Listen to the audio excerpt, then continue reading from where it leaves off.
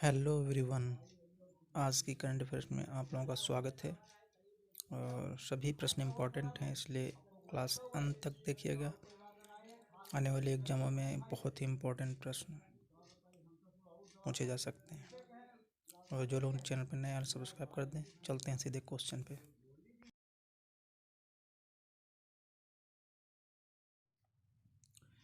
भारत के कौन से स्पीकर ने शीतकालीन ओलंपिक के उद्घाटन समारोह के दौरान 4 सदस्यीय भारतीय दल की अगुवाई की है?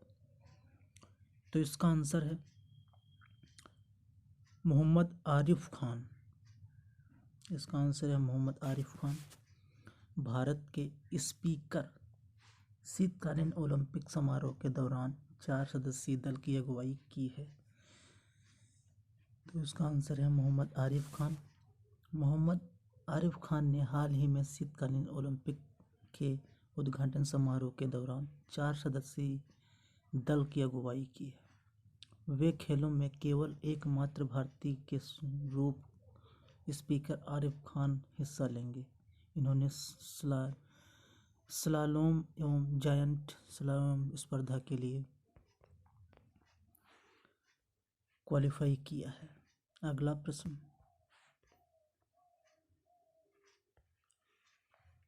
निम्न में से किस राज्य ने हाल ही में देश एक राशन कार्ड योजना लागू की है?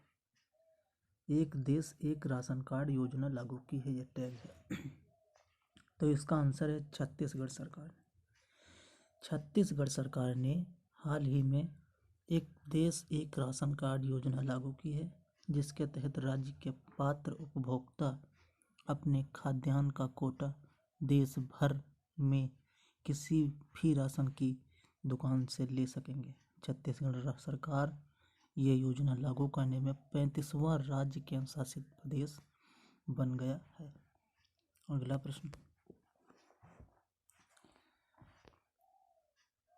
अंडर 19 विश्व कप कौन से बार इंग्लैंड को हराकर भारतीय क्रिकेट टीम चैंपियन बनी है? तो उसका आंसर है 5वीं बार। 5वीं बार अंडर 19 विश्व कप इंग्लैंड को हराकर 5वीं बार भारतीय क्रिकेट टीम चैंपियन बनी। भारतीय टीम 2000 में, 2008 में, 2012 में, 2018 में और अब 2022 में भारतीय टीम 3 और टूर्नामेंट में उपविजेता रही है। अगला प्रश्न, भारत के किस विज्ञान संस्थान ने भारत में परम प्रवेग नाम का एक तेज सुपर कंप्यूटर को कमीशन किया है? तो ये बेंगलुरु में। भारतीय विज्ञान संस्थान IISc बेंगलुरु ने हाल ही में भारत में परम प्रवेग नाम का एक तेज कंप्यूटर को कमीशन किया है, जिसमें 3.3 पेटाफ्लॉप्स की सुपर कंप्यूटिंग क्षमता है। इस सुपर कंप्यूटर को centre for development of advanced computing द्वारा डिजाइन किया गया है। अगला प्रश्न,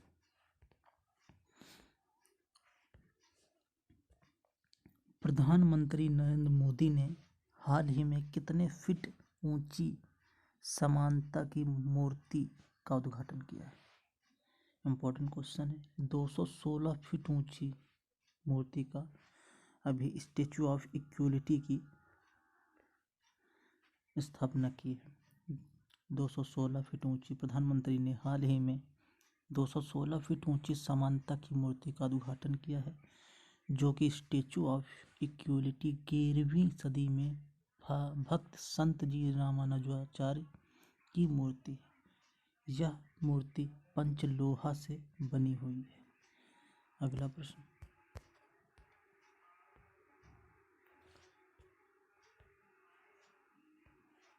हाल ही में जारी आंकड़े के मुताबिक 2021 में कितने भारत को रिकॉर्ड 4.6 बिलियन अमेरिकी डॉलर का ऋण दिया गया? तो इसका आंसर है एशियाई बैंक ने। एशियाई बैंक के द्वारा हाल ही में जारी आंकड़े के मुताबिक वर्ष 2021 में एशियाई विकास बैंक ने भारत को रिकॉर्ड $4.6 बिलियन अमेरिकी का ऋण दिया है। भारत के लिए एडीबी का नियमित वित्त पोषण कार्यक्रम परिवहन, शहरी विकास, वित्त, कृषि और कौशल निर्माण का समर्थन करने के लिए बनाया गया है। अगला प्रश्न, निम्न में से आयोग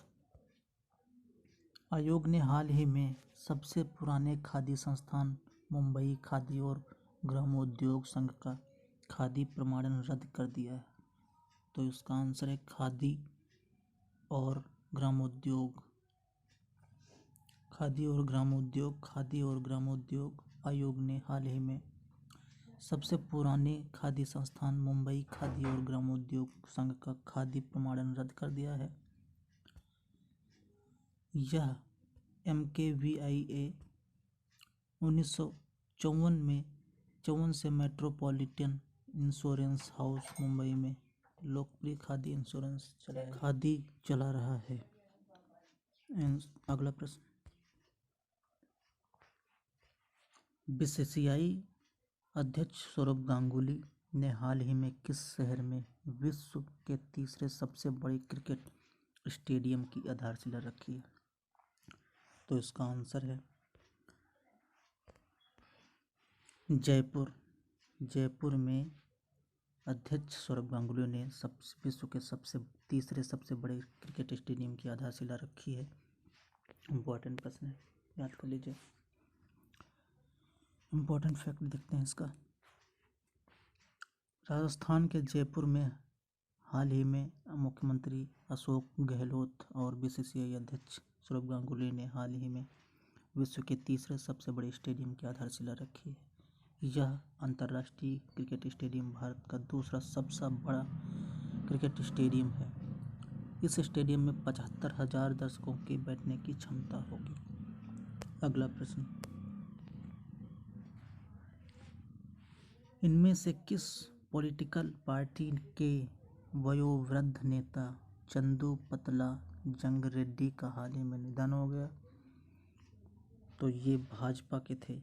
इसका आंसर भाजपा के थे। भाजपा के नेता चंदू पतला रेड्डी। इम्पोर्टेंट फैक्ट देख लेते हैं।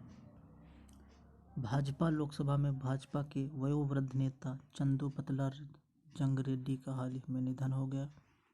वे वारंगल के मूल निवासी थे और आंध्र प्रदेश के पूर्व विधायक थे। उन्हें 1984 में 8वीं लोकसभा में संसद सदस्य के रूप में अपने समय के लिए जाना जाता है।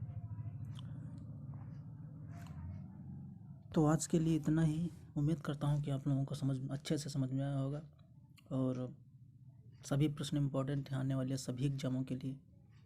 रेलवे, SSC, ग्रुप D सभी के लिए इम्पोर्टेंट प्रश्न हैं। आप लोग ऐसे ही देखते जाइए और मिलते हैं कल की वीडियो में। तब तक के लिए धन्यवाद।